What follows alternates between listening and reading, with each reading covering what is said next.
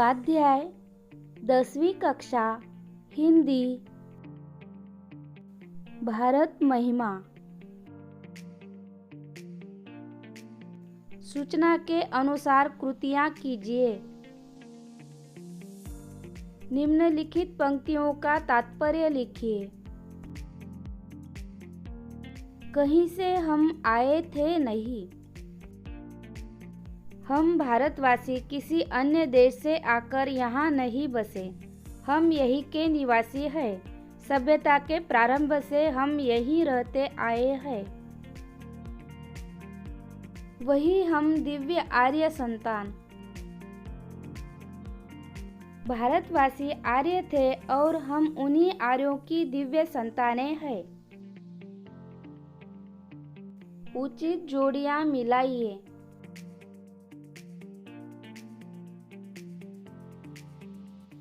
संचय, सत्य, अतिथि, रत्न, वचन, दान, हृदय, तेज, देव।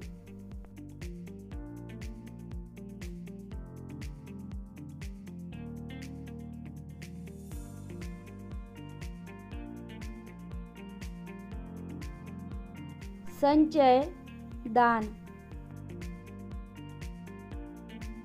सत्य, वचन। अतिथि, देव। रत्न, तेज। लिखिए।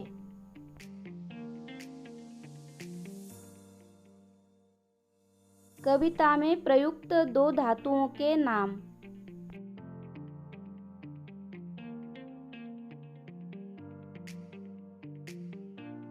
लोहा, स्वर्ण।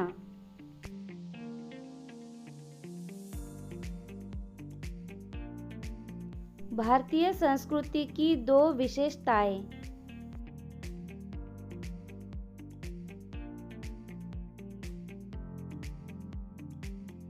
दानशीलता, अतिथि सत्कार। प्रस्तुत कविता की अपनी पसंदीदा किन्हीं दो पंक्तियों का भावार्थ लिखिए।